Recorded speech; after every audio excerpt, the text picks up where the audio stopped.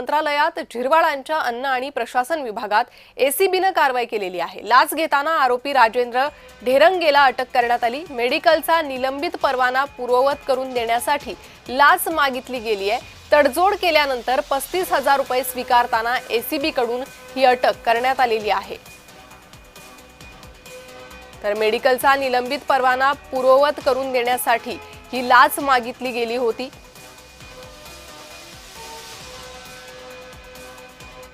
मंत्रालयातील लाच प्रकरणावरून विरोधक आक्रमक झाले। ट्विट करत सरकारवर हल्लाबोल चढवलाय। हर्षवर्धन सपकाळ यांनी ट्विट करत हल्लाबोल केलाय।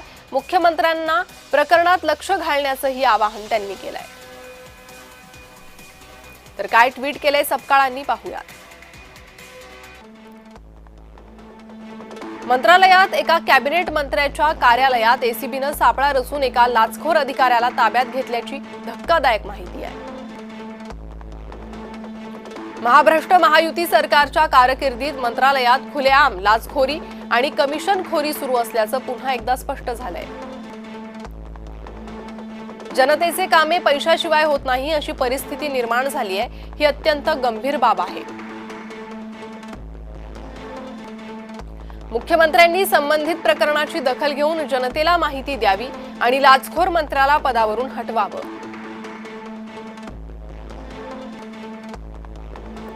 अशी मागणी हर्षवर्धन सपकाळ यांनी केलेली आहे। तर मंत्रालयात लाचखोरीची ही धक्कादायक बाब समोर आली त्यानंतर टीकेची झोड उठलेली आहे। अधिक माहिती घेणार आहोत आमचे प्रतिनिधी महेंद्र जोईल सध्या आपल्यासोबत जोडले गेले आहे। महेंद्र, मंत्रालयात लाचखोरीची धक्कादायक घटना घडते, काय अधिक माहिती या संदर्भात? कारवाई कशी सुरू आहे सध्या? अति भ्रष्टाचाराच्या ज्या घटना आहेत त्या सातत्याने समोर आलेल्या पाहिल्यानंतर चक्क मंत्रालयातच ज्याच्या अन्न व औषध प्रशासन विभागातील कारकून राजेंद्र ढेरंगे यांनी 50,000 रुपयाची ती लाच मागताना त्यांना ताब्यात घेण्यात आलंय।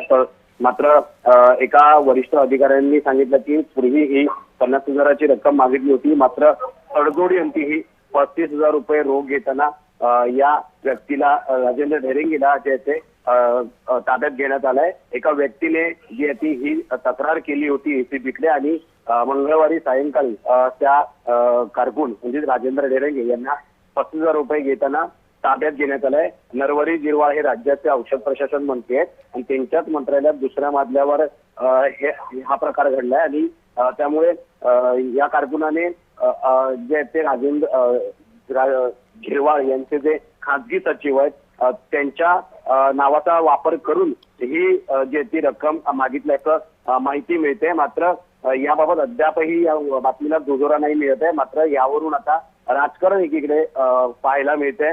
काँग्रेसचे प्रदेश अध्यक्ष सपकाळ आहेत त्यांनीही यावर ट्विट करत अशा मंत्र्यांची जी ती हकालपट्टी केली पाहिजे अशी जी मागणी करण्यात येते। अगदी महेंद्र, आपण जर पाहिलं तर मंत्रालयासारख्या ठिकाणात आता लाच प्रकरण समोर येऊ लागलेली आहे। विरोधक आक्रमक होणं हे साहजिक आहे।